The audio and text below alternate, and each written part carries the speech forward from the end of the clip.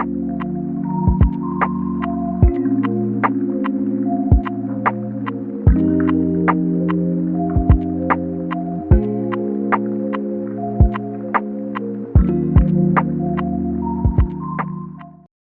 thank you so much for joining me. Yeah, Matt, good to be with you. Excited to chat.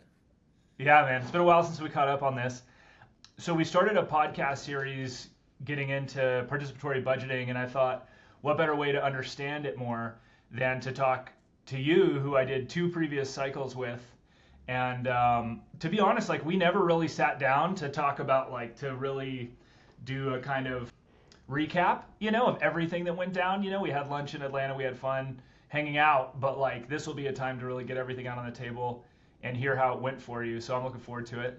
Yeah, likewise. It was a really exciting project to lean in here in Atlanta and broke some new ground, and I think had some good successes. So excited to talk about lessons learned and the experience.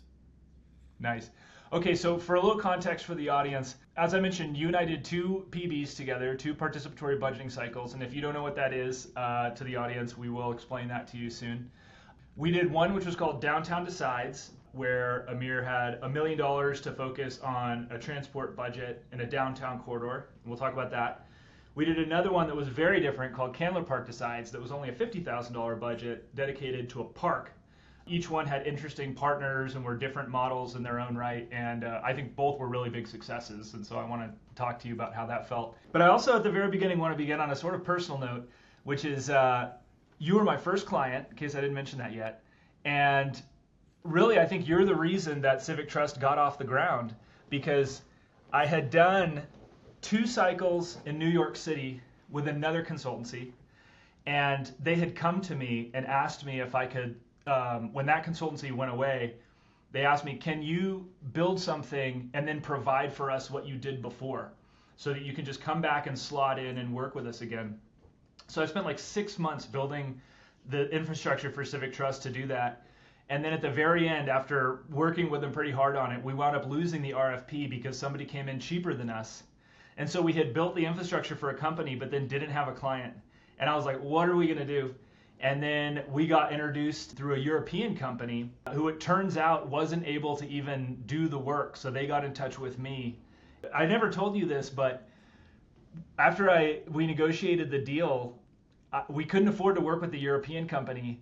And so we didn't know how we were going to build the technology. And I had 2 really good friends from church. One guy was a Google engineer and one guy was a PhD computer scientist. And they just jumped in and said, we'll just help you build it. So I had to learn the front end coding. They built it, and we just built from scratch your whole platform to run it, and it worked great, and that's what got Civic Trust off the ground. So thank you very much for having some faith in us in the very beginning, Amir. Yeah, I didn't know that backstory. It's pretty exciting. I feel. I will say this: it was a remarkably smooth partnership, and one that y'all were very agile and kind of working through kind of the particulars of our locality and the dynamics of our PB project, and I always felt that y'all were very responsive and innovative, and delivering a platform and user experience that was going to work well with participants. So it was terrific. So thanks for that background. Thank you. Well, you were our only client at the time, so it was very high touch, and yeah, it was. I will take it. Yeah, it was a dream to work with you guys, and we'll get more into that. So to get in, we're going to start with you, Amir. So for listeners who don't know you, can you give us a short version of your path from Duke and Georgia Forward and City Council? And what kept pulling you back toward public service? Yeah, I had, like many people, a nonlinear career, right? I went to law school and then practiced law for a bit, then ran for office, lost, and spent the next decade or so, less than that, in the nonprofit sector, a little bit of private consulting, and ultimately won a city council seat in Atlanta in 2017 that represented really the center city, so the skyline and a handful of neighborhoods spilling east from the skyline. And for me, it was, I kind of grew up here and think the city is a remarkable place, and would think about, if I want to be at the table for how we shape the future of the city, and that's what led me to run for council. And also, it's our seats here, our municipal seats are nonpartisan, so it's a little less partisan and less still political, but less partisan than you would find in some other places. And I like that it was that way, because you can't hide behind a Republican or Democrat label and not be willing to do things. You have to kind of get stuff done. And so I really was drawn toward city governance for those reasons. And I served, just so you know, I served for almost fully 2 terms. I resigned with about 6 months left on my second 4-year term to take a job that I'm currently in, leading an independent school. Won 2 elections and served for almost 2 full terms. So I didn't know that about Atlanta, that it doesn't have, I don't want to say political parties, but you said there's a mechanism where it's less political. Yeah, all the municipal races in Georgia are nonpartisan. So the mayor's race, city council races, big city, small city, whatever it may be. So your name's just on the ballot. And so if there's 6 people running, you oftentimes end up in a runoff if nobody gets 50% of the vote. But it's just kind of straight individual, no party affiliation. That's cool. That seems like kind of maybe a better way to do things than the present situation where everything is like hyper partisan in other locations. Do you think that's the case? Do you think it worked out better? Yeah, I mean, I think, yeah, I liked it. That doesn't mean that if, for example, a pretty contested race had 2 candidates who are on opposite sides of the political spectrum, I think you would see partisan politics become part of it, even though on the ballot it doesn't show up that way. You'd have people say Democrat or Republican on their yard sign, and maybe the parties would lean in if it's a really important race.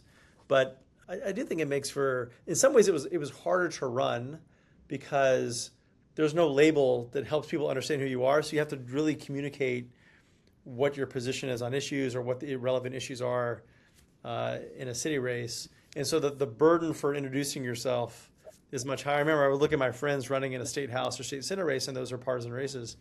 And like 80% of their work is done just by throwing a D or R next to their name. People are going to decide how to vote based on that, right? Whereas in a municipal race, you really have to convince people why they should vote for you because there's no party affiliation. So like, who are you? And so it requires a level of communication and issue-based communication that is a bit of a heavier lift. That's cool. I like the sound of that. So you're a 9th generation Georgian on one side and the son of an Iranian immigrant on the other, and the first Iranian American elected in the South. Is that true? I heard that. Oh, that's true. Yeah, my mom grew up in Augusta, Georgia, and she was 8th generation Georgian, and I was the 9th. And she met my dad in Metro Atlanta in the 70s, and he had come over from Iran, and both of them were educators. Yeah. And how did that shape the way you thought about who government is for? It made me. Both my parents were very civically active, but I think it made me think about growing up in a dual cultural household. You learn to understand that people's view of the same situation may be different, and yet you can flourish together and work well together. But it requires some flexibility on the part of whoever's receiving or in the middle of those people to understand that people are coming from different directions, and yet they probably want the same thing.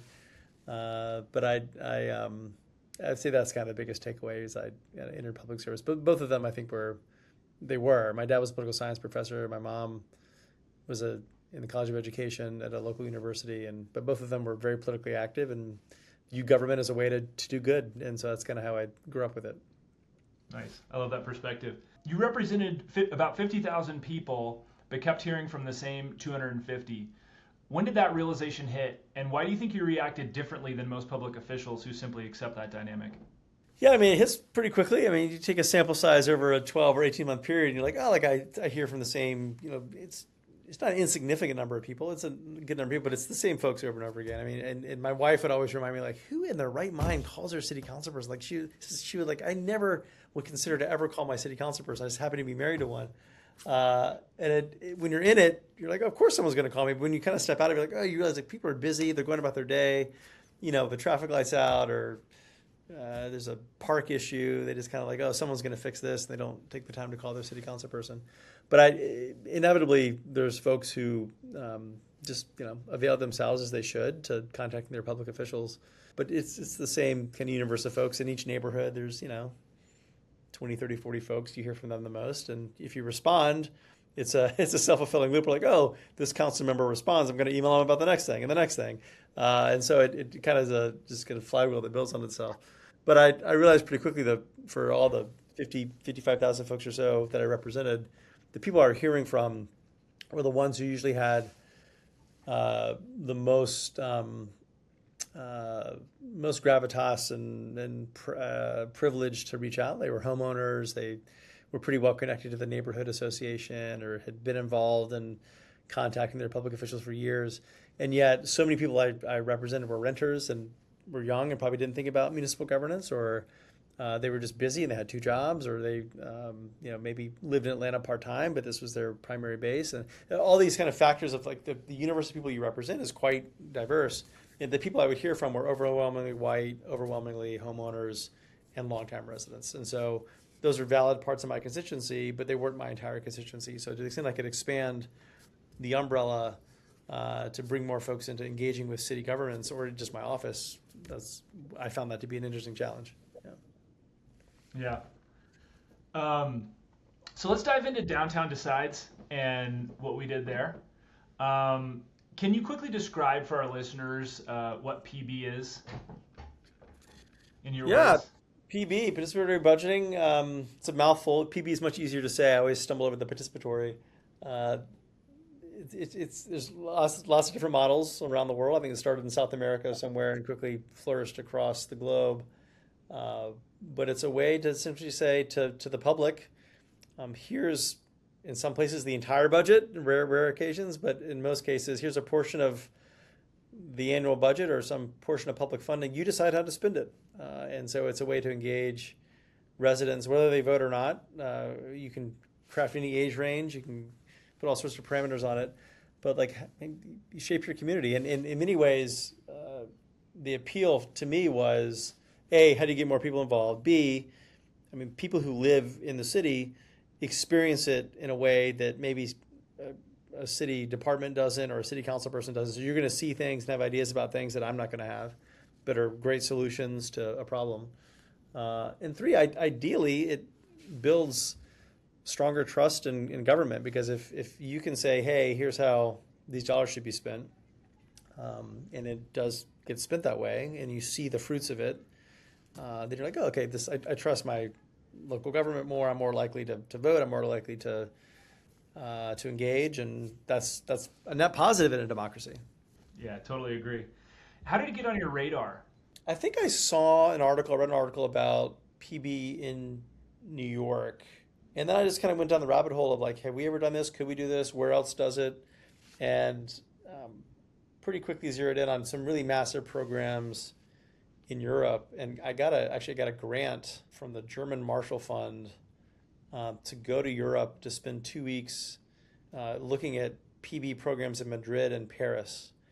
And so I had this amazing 2 weeks where I just kind of embedded to those municipal government credits. Like, I sent an email and they responded and said, yeah, come on, spend a week with us, or come meet with us a few times and go see some of our projects and go talk. So it was a great experience with two very large PB projects on kind of pros and cons, lessons learned that I then brought back to try and build something in Atlanta.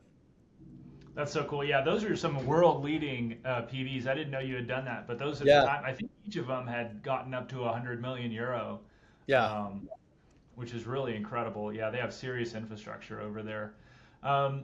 So let's talk about the first project we did together, which was Downtown Decides. So I'll throw out some stats really quick to get everybody on the same page. So it was $1 million for a transport budget, right? I think we collected over 100 proposals from the public.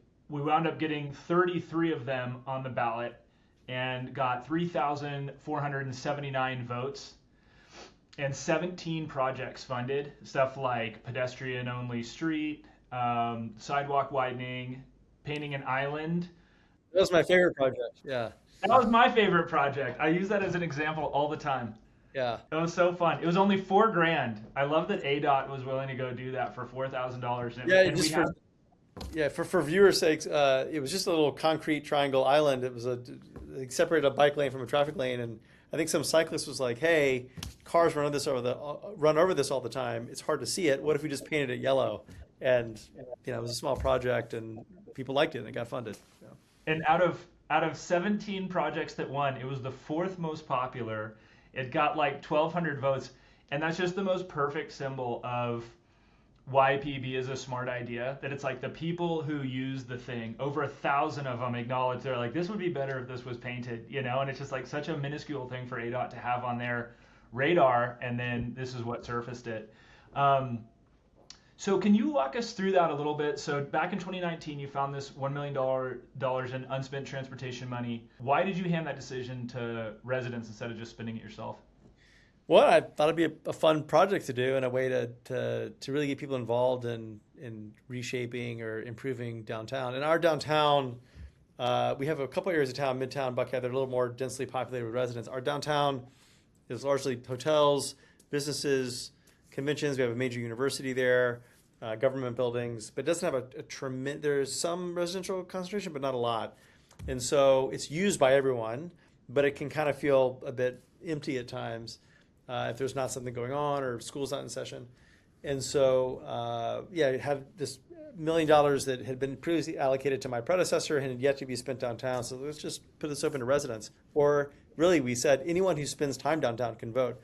And what we did was, in an attempt to overcome hearing from the same 50 people who live downtown, like how do you get people who don't normally engage with city government to like want to participate in this? So we had a sign, a little penguin sign that would pop up, and we would set up shop in downtown outside of our subway station. There was a pedestrian-only street where university students eat and cross, and like we get university kids to submit and say, hey, how would you spend $1 million downtown, and get people engaged, push them to the website. And I think that helped generate a lot of interesting proposals from folks, as well as then people who voted. The wrinkle to this was I had learned or read that you need to have both virtual and in-person opportunity to both submit and vote, submit ideas and vote, which was our plan. But we had started the outreach in the fall of 2019, and then COVID hit March 2020. And so by the time and that was after all the ideas had been submitted. So we had ideas submitted, I think, by December 31st. A lot of good ideas. You had almost 100 come in. Then we let our Department of Transportation look at them and say, this is what it would cost to deliver these projects.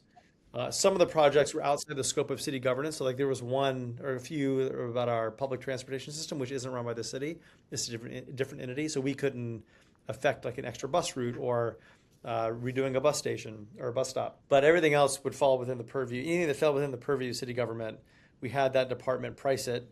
And then in March, I think it was March, maybe April, we put everything out for a vote, but we had to do everything virtually. We were going to do some in-person voting things, but at that time you couldn't do anything in person. And I was a little bit worried that the take-up was going to be low, but we pushed it out. And I think you referred to 3,300 or so people voted. And the way we did the voting, the recommendation, maybe of you, Matt, was we called it like shopping cart voting, where one project could be a $500,000 project to put in a new bike lane on a major road. Another one is to repaint a little triangle that was $4,000. So as you're going through selecting what you're going to vote for, you have to make the same hard decisions that city government makes of like, we have X amount of dollars, we can't do all these projects, so you have to kind of pick and choose and prioritize. And I think that's one reason that little concrete triangle got a lot of votes was you get to the end of shopping and you spent $980,000. Oh, look, here's a $4,000 project that is also a good project. Let me throw it in. The one thing that's always a little bit, felt a little bit scary was, here's a project that could be done, that it's in the city's purview, but it's a really bad idea, and you put it out there to vote. Like, are people going to rally to it? And we had a couple of cases where people had their idea and they tried to campaign for it, either online or in the community, and you kind of held your breath. And I had been told by folks in either Madrid or Paris, I said, what happens when like a bad idea is like on the ballot? Because you're really saying, if this is what people want, the city's going to do it. Now, you got to get the bureaucracy to agree to do it. They may slow pedal it. That's another, we can talk about that later. But Madrid and or Paris said to me, whenever we've seen a bad idea, people are smart enough and they don't vote for it. They won't do it. So, and that played out in our case too. There were a couple crazy ideas that didn't win enough votes and didn't get put forward to the DOT to implement. But the other critical piece to this is I was running this out of a city council office, which has no direct authority over the Department of Transportation. We have oversight, but it's different when the mayor's office or the city runs it, in which case the department is fully bought in. And so I had to kind of win over the Department of Transportation and its commissioner to say, we'll implement these projects, even though it wasn't part of our planning process, that it wasn't part of our plan for this street. And I think of those 17 projects that won, there were a couple that didn't get implemented because there was so much pushback. There was a bike lane, for example, that we wanted to put in. There were a lot of curb cuts along it. There was a lot of business pushback. It probably wasn't the best idea. So that money got reallocated for sidewalk improvements. But everything else, I think, for the most part, got implemented. So it's interesting you mentioned working with the Department of Transport for this and needing to kind of win them over, because that's something that I perceive as one of the bigger challenges with PB. And even if it's a mayor-led process, like here in Denver, it's run by a city agency called Community Planning and Development, but it has the endorsement of the mayor. And but even still, I feel like there can be a challenge with some of the agencies who maybe feel a little put upon, like why are all of a sudden we being asked to do something in a different process and from the public? How did you communicate this to them and win them over? Well, I tried to bring them on board, say, hey, this is what I want to do. Are you guys up for it? And they said yes, let's try it.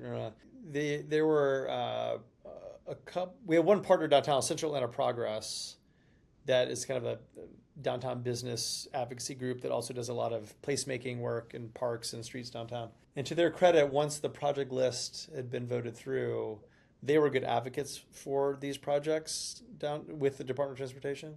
But it was maintaining an open line of communication, engaging them in the exercise. When we went back to them with the 33 or so projects and said, what do these cost?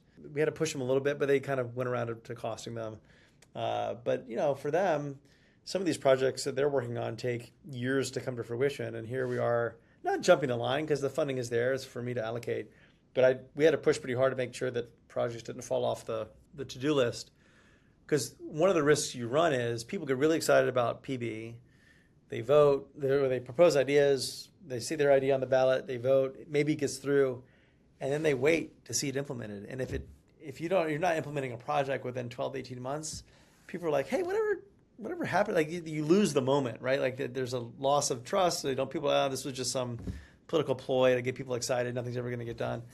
But that's, in my case, it's out of my hands because I can't tell the DOT what to do. I can press them and say, hey, where's this project? But that's one of I think the learnings is ideally projects are implemented with some efficiency and quickness so that voters and residents say like, oh, this exercise has built trust in city government for me. Yeah, I agree with that as a takeaway. That's one of the things we're trying to do at Denver this year is to do a project completion page where the winners, the agencies are at least going to tell you the status, whether it's like planning or whatever, and so that people can see that. Because I agree, it's like you can't push them to get it done in a certain timeline, but you can at least be transparent to the public. And so when you look back on this, what do you think the impact was on your constituents? I definitely think that, one, downtown was one of 7 neighborhoods I represented. And other neighborhoods and said, hey, like, can you do this in my neighborhood, right? And I said, well, this was a big pot of money that happened to be sitting dedicated to downtown to use. But that's when we looked to find other ways to do other projects, and that Candler Park Decides was one of those, which we can talk about in a second. But I think it generated excitement for a lot of young folks and even some older, more skeptical and grizzled residents who was like, oh, this is an interesting way to do things. Occasionally you would have someone, and I heard this in Madrid, that the rich parts of town would see PB in Madrid and be like, this is not for me. Like, this is for you to decide. You're a city government. You go do your job. Don't tell me, like, I don't have time for this. And I had a couple residents who were like, why are you asking me? This is what I elected you to go advocate for and figure out, which was a very small minority, because I think when you give people the opportunity to use their voice and have their ideas be in the public sphere, people run to it. And that's what you see for the most part. But I think we saw that coming out of it. There was a new idea for Atlanta. You saw a lot of excitement. I think even inside City Hall, a lot of my colleagues thought, oh, could we do this in my neck of the woods? But it requires a lot of, I think the hardest part for both a council member and or city government is like, you're relinquishing control. I mean, you're asking folks, what do you want to see in this park or on this street or whatever program shift you may want to see? And for however many city planners you have or folks who have owned a program for a while, it can be threatening to them. And so figuring out how to tee it up so it's a win-win for everybody is a little bit of a dance. Yeah. Well, I love that you use the phrase relinquishing control because that's something that's been circulating a lot in my mind and in recent conversations, and we're going to return to that. But first, let's get through Candler Park decides as well. You teed us up well there. So we had, in that case, I'm just going to go through the stats and then have you describe it again. You had $50,000, so much smaller budget, but I think more flexible. And then you can speak to that. And we wound up collecting, I think it was over 50 ideas or 45-ish ideas. Got 1,000 votes, which was great for a much smaller project. Yeah. Wound up funding 14 projects. Also partnered with 3 local nonprofits, which I thought was a very interesting model. Both of your models had very cool partners. You mentioned Central Atlanta Progress in the first one. So can you describe this process as you remember it? Yes, we had a smaller pool of money for one of our public parks that is also named the name of a neighborhood around at Candler Park. And we limited and I forget where the funds came from, but it probably was park money, some sort of district park allocation. And so we said for Candler Park, all right, like similar thing, what would you like to see improved here? Here's the budget, it's small. So these are largely touch-up projects or small things you could envision for that amount of money. And did a similar, kind of public push for it and used the neighborhood association. They had a park conservancy. There's maybe an arts organization we worked with as well and solicited ideas. And I think the project that probably got the most acclaim was there's a small pool in the park, and the bathrooms for that pool had been closed for a long period of time because the city hadn't just maintained them and just locked the doors. And we're able to kind of refurbish the bathrooms and open the doors. And I think for the ribbon cutting for them, we used a roll of toilet paper for the ribbon. But it was like a nice win for that community and that park. There's some cool art installations around, power boxes that had local artists paint them. I forget all the projects, but that was on a smaller scale. But people still got really excited about it. I mean, there's all the. And I think we also had, if I recall correctly, I forget what the project was, but there was some matching funding from either maybe Park Pride. One of our park nonprofits had some matching funding that we were able to put in. Candler Park Conservancy. That's what it was. Okay, yeah.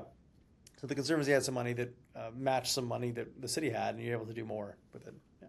Well, even better. So, because I remember making the report for this, and so that's still on my mind as I wrote this out. But you had Candler Park Conservancy gave matching funds. Trees Atlanta gave matching funds. Okay. Candler Park Neighborhood Associations, neighborhood organizations, CPNO. Yeah. And you wound up taking that 50K and turning it into 110K with all the matching funds, which was so brilliant. They were giving you ideas, they were marketing the thing, they were matching funds. And I like that you mentioned the bathroom project, because I recall that as like the one that brought everybody together. It's just like, if we can get all these people in the room, we can get this bathroom actually working. And people were so passionate about that. And it worked, I think they loved the idea of, they had some money to put towards it, but partnering with you and your office to get that done. So that was very successful. What do you think? Well, now I'm going to skip that one. And so for this one again, what do you think the impact was on your constituents? Yeah, it was similar to the first one, just at a much smaller scale. I mean, people got excited about engaging in a way to shape the physical environment around them. This was a park that was both a neighborhood park and a regional park. People would drive in to use it for various things. There's concerts and festivals, but it also was where people walk their dogs and send their kids to the playground every day. And to be able to kind of put your fingerprint on it was a way that I think people appreciated being asked, and finding those nonprofit partners to do the matching funding also were a way to expand the number of people who engaged in the process, which takes me back to Madrid and Paris. In those cities, maybe it was more Paris, but they one of the challenges they had there was low-income folks, particularly immigrants, didn't trust city government. And so in order to get them to participate in PB, and this wasn't the case in the Candler Park project, but to get them to participate in PB, using third-party partners, so nonprofits who work with them regularly, who they trusted, to say, hey, you should submit an idea for this or vote in this PB process. And they're like, well, like, what's in it for me? Like, are they trying to get my information or whatever it may be? And those nonprofit partners were critical in getting people to participate that may not have otherwise participated. And that was, we saw a little bit of that with the Candler Park project. Nice. I love that. All right, so let's shift to just like the broader PB field and trust building and how this kind of affects the system as it is now. So the through line of this whole thing is trust. Did you actually see more trust move, and how would you know it when you see it? So I definitely think that the process itself engendered trust, because the way we ran it was transparent and people could see how projects were described and priced, and then how votes were tallied. That was very, I think, encouraging for folks. To the extent that trust was not fully fulfilled as whether projects were implemented or not. I think when you saw a project be implemented, oftentimes either the group who had proposed it or the individual proposed it would say, "Hey, this is amazing! 12 months ago I had this idea, and now here it is on the street." And that generates a little bit of like ripple effect and trust increase. But then when the project doesn't get completed, 2 years later, folks are like, "Hey, whatever happened to that sidewalk project that I still haven't seen anything?" And oftentimes it'd be stuck in procurement, or the city's trying to bid it out with a bunch of other sidewalk projects, and it's going to get done, but it takes 3 years or 4 years. And then people have long forgotten about it. And so there's a little bit of that goes to the speed of implementation that's really important. So like as a public official, did you ever think about PB in terms of like ROI, like return on investment? Because some people think about it that way. It's like you're spending the money that you could otherwise allocate yourself. You're dedicating staff resources. You may be dedicating political capital towards trying to get the agencies to do something. How did you ever look at it in those terms? Like, this is what it's kind of costing me to run this PB. And did you feel it was worth it? It's a great question. I didn't, but that may have also been because there were so many other decisions I was making with the trust of voters, but like with my own agency and what I thought was in the best interest of the district based on priorities or conversations where there wasn't a PB process of like, hey, we're gonna fight for this bike lane or this park project or whatever it may be. So I didn't, I felt if I was losing any capital, it was probably internally at City Hall with the department that needed to execute it, right? Because there's other projects beyond the PB projects that I'm also advocating to get completed and funded. With voters, very little. I mean, that was a win. I mean, voters love it. But I didn't feel like to me, it was a high return on investment. I mean, the challenge would be if I said, hey, for all the dollars that I have some level of influence over, I'm really going to put this to residents, every single penny. It's an interesting approach. I do think you will lose if you do that. There's promise in it, but you run the risk also of being like, what's the point of you being here, Amir, other than you democratize everything, you have paralysis at some point, right? Like, what's the right balance on asking voters to weigh in on, or not just voters, residents, on how funds should be spent, with you being asked to be there to advocate on their behalf, and that's part of your work. And so figuring out the right balance there was, I think, important. I wasn't faced with that. To me, it was like, hey, let's do something innovative in a couple ways, and people loved it. But there are plenty of other ways I threw my influence around on other projects. So you pushed to expand PB to other districts, is my understanding. Yeah. Ran into resistance from colleagues. What was really going on there, and what does it say about scaling participatory democracy inside a real political body? Yeah, I mean, we're a mayor-strong government here in Atlanta, and so the budget is proposed by the mayor and the executive branch, and if you want to get anything in there of significant value, the mayor really has to buy into it. Here, I think I proposed a budget amendment in 2021, maybe 2020, I don't recall. Yeah, 2021. Created like 3 or 4 pilot programs across the city by district. I just kind of randomly picked districts. But inevitably, as you would expect, with 12 city council districts, everyone was like, no, I want this here. And so the amount of money that I had set aside for that pilot project, which the mayor supported, once it's diluted across 12 districts, was like not that much money. It was like, I don't know, $30K or $50K a district. You can't do that much with it. And then left to their own devices, some council offices just took that money and used it how they wanted to use it. Some did PB, but it was really like saying, hey, here's 3 projects. You decide between these 3 projects, but I'm selecting the projects. I don't think anyone did like a true, pure PB process.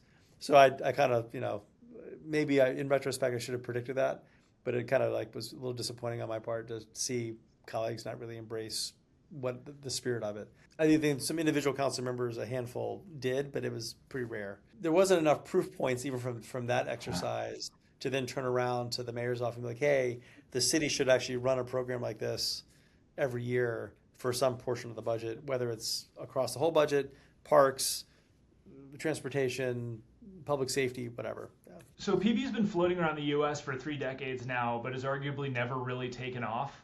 Why do you think that is? And what would need to happen for it to be more widely adopted? Yeah, I don't know. I haven't spent enough time thinking about this. I think in some cities, I think New York still has a pretty big program that their council offices have a lot more power than our council offices here in Atlanta.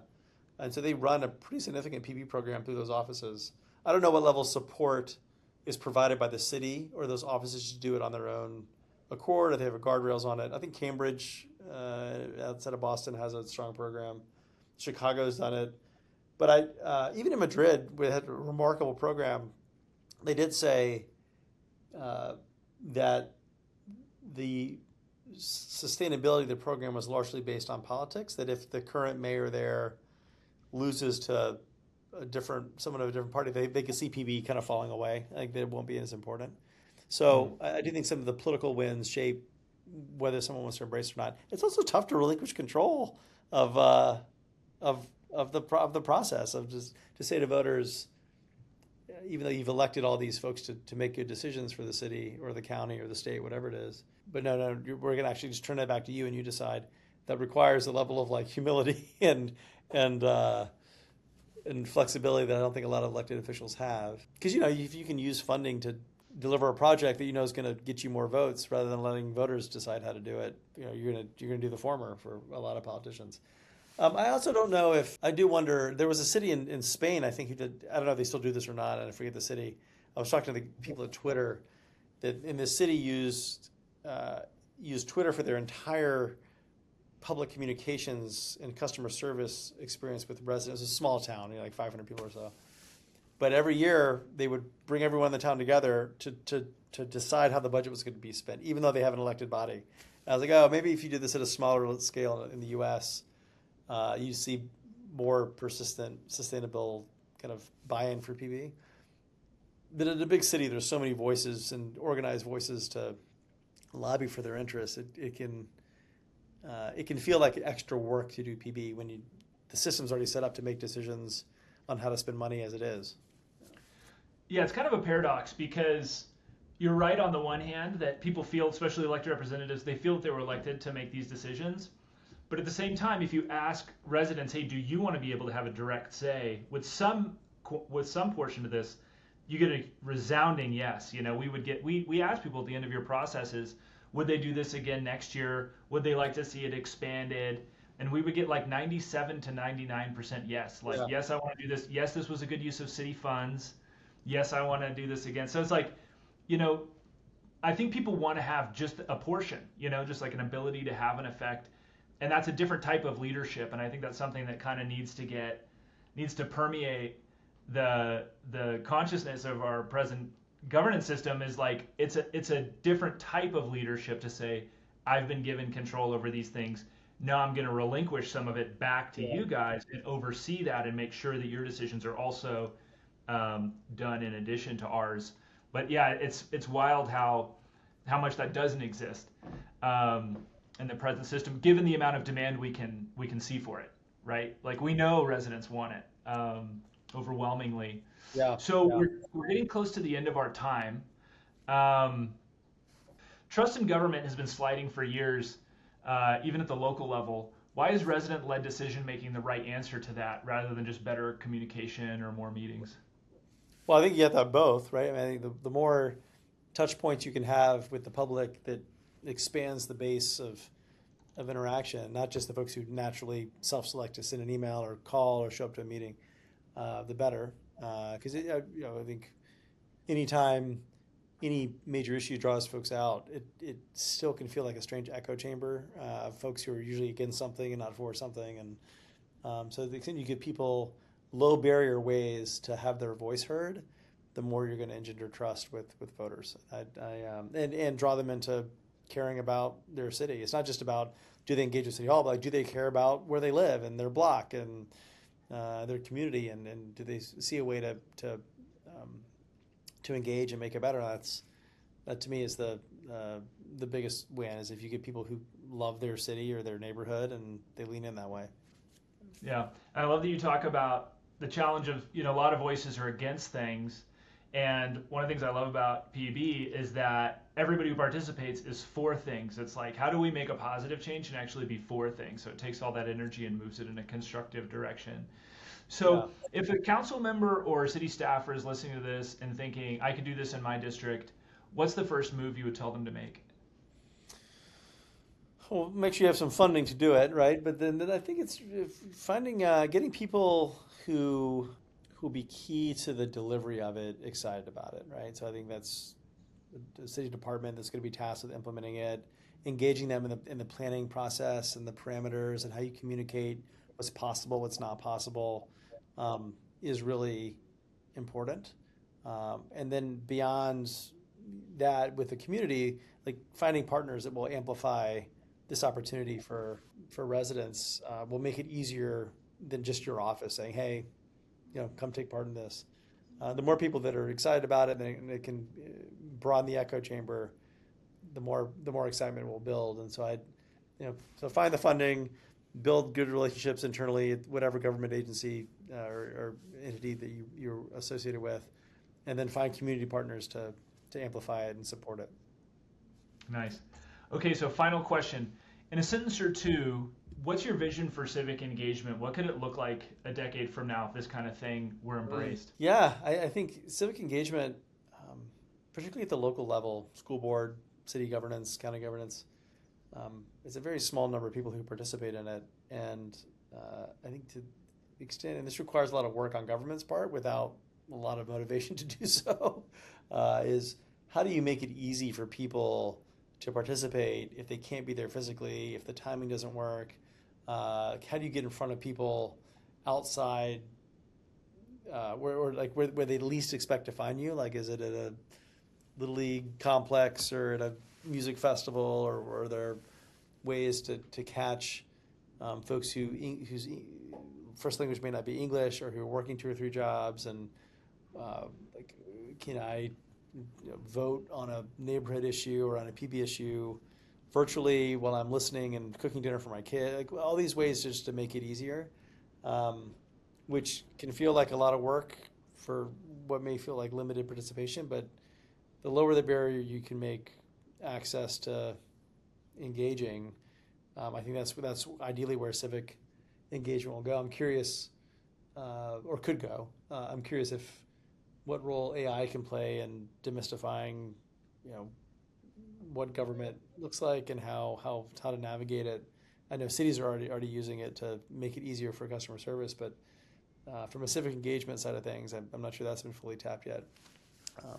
Yeah, so I don't know. Like, if I could fast forward 10 years, you'd have everyone on their phone chiming in on some local municipal issue and voting on something, or sending a photo and getting a quick response on how it's going to get fixed. So, which I know already happens in some places, but there's room to improve that. Yeah, could be done more widely. All right. Well, Amir Farohki, thank you very much for joining me. It's been a pleasure. I learned a lot, and just thank you. Yeah, Matt, this has been great. Good to reconnect. I'm proud of all the Johnny Appleseed work you're doing around the country and building champions for PB, and anything I can do to be helpful, let me know. I'm excited to see this pop up in other places. Thank you, man. Well, I appreciate your early advocacy, and we'll try and make you proud here. I'll stay in touch. All right. Sounds good. Good to talk to you. Right. You too, Amir. Bye. Take care. Bye-bye.